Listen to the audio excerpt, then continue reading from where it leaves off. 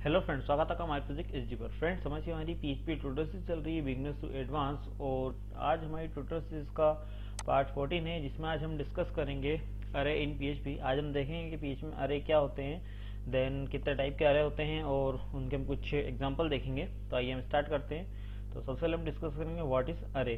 तो अरे क्या होता है बेसिकली। तो अरे एक डेटा स्ट्रक्चर होता है जिसमें हम डेटा स्टोर कर रखते हैं, और एक वेरिएबल होता है, उसके अंदर सिमिलर टाइप का डेटा होता है, मल्टीपल वैल्यू होती है। मतलब आपका एक सिंगल वेरिएबल होता है, उसमें आप मल्टीपल सिमिलर टाइप की वैल्यू को स्टोर कर सकते हैं, उसे आप अरे कहते हैं। मतलब अगर सिंपल शब्दों में कहें तो अरे एक ऐसा डेटा टाइप है जिसमें आप सिमिलर टाइप की मल्टीपल वैल्यूज को स्टोर करके रख सकते हैं। इसका मतलब ये है कि आप अगर एक ए नाम का वेरिएबल बनाते हैं तो आप उसमें सिमिलर टाइप की मल्टीपल वैल्यू स्टोर कर सकते हैं। मतलब आप 1 से लेकर 50 तक जो चाहे वो रख सकते हैं। अगर आप चाहते हैं 5 रखना चाहते हैं, या 8 7 रखना चाहते हैं, 10, इस तरह से आप जो भी रखना चाहते हैं वो आप रख सकते हैं।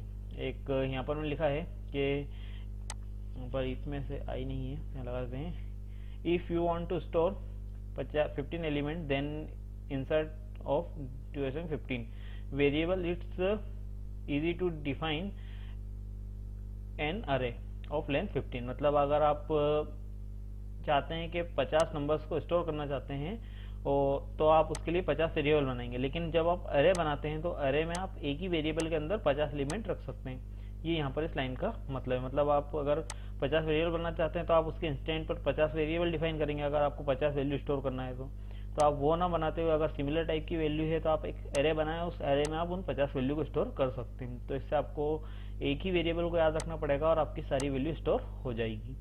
देन अब हम देखते हैं टाइप्स ऑफ अरे। तो टाइप्स ऑफ अरे 3 टाइप के अरे होते हैं। पहला होता है न्यूमेरिक अरे, जो न्यूमेरिक इंडेक्स पर वर्क करता है। देन सेकेंड होता है एसोसिएटिव अरे, जो की वैल्यू के पेयर में होता है। हम आने वाले नेक्स्ट टॉपिक में देखेंगे इसे पूरे डीप में। देन उसके बाद होता है मल्टी डायमेंशनल अरे। तो सबसे पहले हम देखते हैं न्यूमेरिकल अरे जो होता है उसका सिंटेक्स के न्यूमेरिक अरे का सिंटेक्स क्या होता है। तो न्यूमेरिक अरे का सिंटेक्स होता है, सबसे पहले आप लिखते हैं आपका वेरिएबल नेम, देन उसके बाद अरे फंक्शन को आप कॉल करते हैं। अरे एक प्री डिफाइंड फंक्शन है पीएचपी का जो अरे क्रिएट करने के लिए यूज किया जाता है। देन उसमें आप कॉमा सेपरेट अपनी वैल्यू असाइन कर देते हैं। तो जैसे ये 1 2 3 4 5 आपको जो स्टोर करना है वो आप सिमिलर टाइप की वैल्यू आप इसमें स्टोर कर सकते हैं।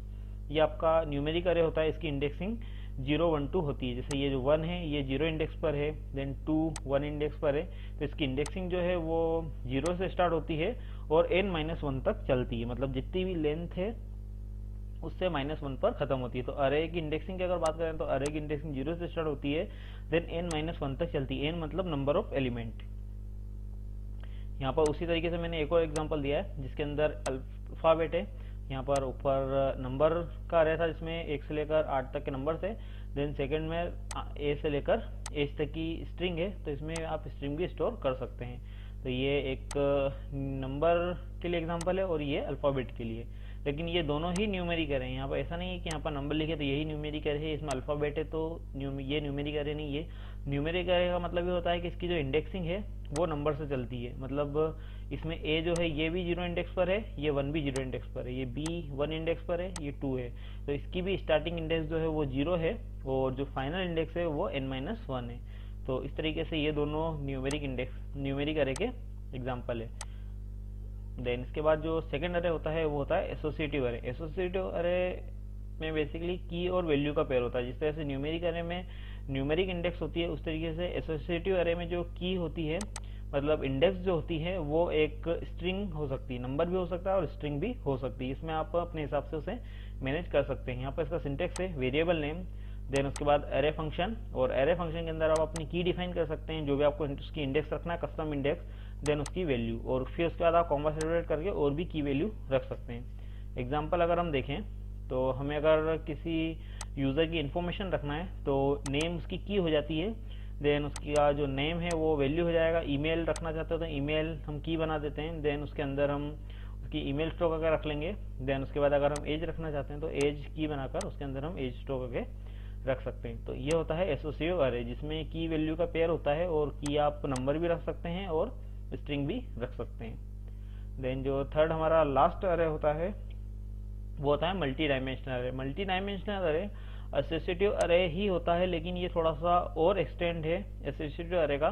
इसमें एसोसिएटिव अरे में क्या होता है कि की और वैल्यू होती है, लेकिन यहाँ पर क्या होता है कि जो एक मेन अरे होता है उसके अंदर मल्टीपल की होती है और हर की का एक यूनिक अरे होता है। देखिए यहाँ पर हमने एक अरे बनाया, इस पे एक की रहेगी हमारी और उसके अंदर भी एक अरे है, सब अरे रहेगा, उसके अंदर भी एसोसिएटिव अरे, मतलब एसोसिएटिव अरे के अंदर एसोसिएटिव अरे होता है तो वो कहलाता है मल्टी डायमेंशनल अरे। इसका एक एग्जांपल आप देखिए तो आपको समझ में आएगा। अगर हमें किसी स्टूडेंट के या किसी क्लास के टोटल मार्क्स का एक डेटाबेस बनाना है तो हम क्या करेंगे, एक मार्क्स नाम का अरे बनाएंगे।